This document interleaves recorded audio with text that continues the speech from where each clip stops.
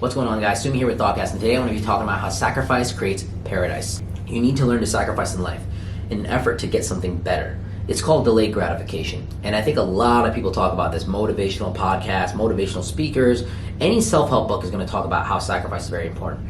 But I'm going to talk about this in a very hyper-focused manner because I don't think there's a lot of videos out there or a lot of really talks out there that talk about what exactly you should be sacrificing in your life. And I'm going to talk very, very bluntly. I'm going to be very transparent. If this offends you, you know it's meant to offend you. Look, I'm just being real with you.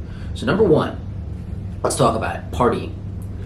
A lot of people want to party. A lot of people want to have a good time. And I'm not saying that you should not have a good time in life, but at the same time I'm saying, like, cut the partying out.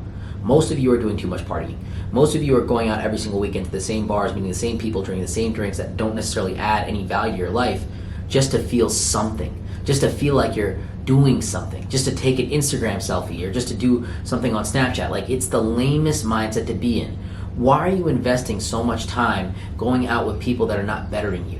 And I'm gonna tell you this right now, your nightclub is not where you're gonna find your husband. It's not where you're gonna find your wife. It's normally where you're gonna find a lot of problems, right? Especially after 12. Nothing good really happens after 12 a.m. And you might say, oh, I hooked up with this girl, I met this guy. Well, yeah, a hookup isn't necessarily a wonderful thing. It's an interaction that you can have even during the daylight. It's not necessarily something that you should really crave.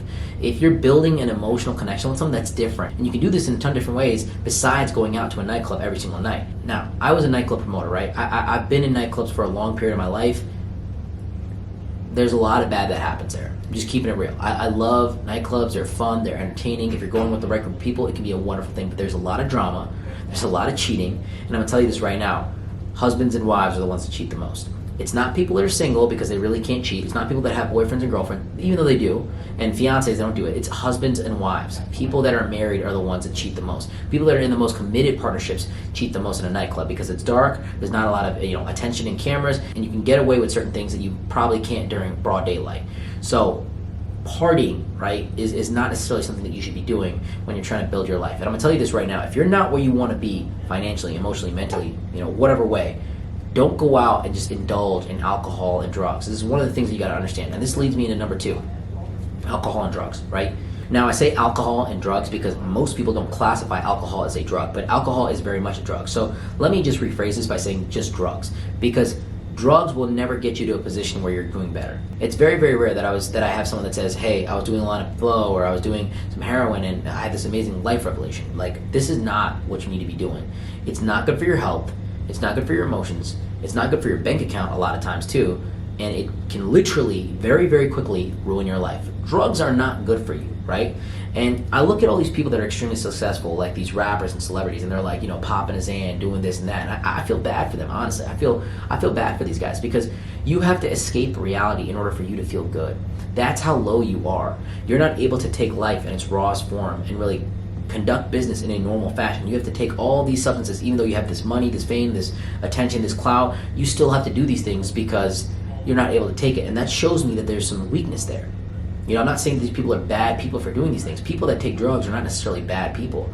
They're people that have some vulnerability in their life. They're looking for some kind of escape, and that's typically why they engage in these negative behaviors. They're not bad people, but however, drugs can lead good people to make bad decisions, and that can categorize these once good people as bad individuals based off the actions they made off of the effect of a substance. So I never want you to be that person, and I'm really just here telling you not to do drugs. Third thing I'm gonna tell you to do, and this list can be 20 things long, but I'm gonna keep it very short. And the reason I'm saying this third thing is because it usually leads to a lot of bad habits and a lot of bad mindsets. Number three sacrifice that you need to make in your life is friends. Friends and family, really, but mostly friends. And this is a tough one, but a lot of times you've got to look at your friendship circle, and even though they may be good people, they may be cool, they may be fun to hang out with, a lot of your friends are not adding to your growth in life. I'm not talking about just financially here, because people often think that I'm talking, if he's not making you money, cut him out. It's not like that. If this person's not adding value to your life, giving you some kind of peace and stability in whatever career or whatever lifestyle that you have, cut him out. There was a time in my life that I had a lot of friends that just weren't really good for me. I had a lot of acquaintances, accomplices, whatever you want to call them. They just weren't good for me, and I associated with these people. They did absolutely nothing for me, my brand, anything that I was associated with. So it just wasn't good. I had to cut these people out. I had to remove them in whatever way I had to. Even with social media, I had to cut these people out, you know? So I had to sacrifice friendships in order to look for higher quality friendships that I could invest more time in. The friends that I have in my life now are very high quality. They're very, very talented and, you know, people that are focused on their mission. And I like to surround myself with these people because you're the average of the 5 people that you surround yourself with. I firmly believe that.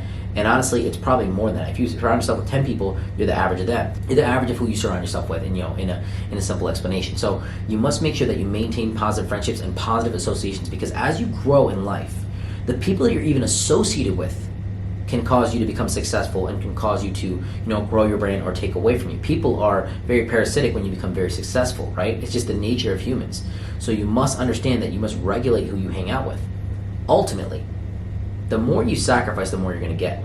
If you're sacrificing going out for a party, guess what? You're going to have better parties in the future because you were able to give up and put more effort into work and, you know, growing your business to where you're invited to higher events. You know, I was going to house parties before. Now I'm going to private events. Number 2, sacrificing on the drugs, right? This is never good. If you sacrifice on all this stuff and you stay away from this, you're going to have better health. Another thing I can add to that is sacrificing the donut for the salad. You know, whatever you sacrifice is typically going to give you a better result in the future.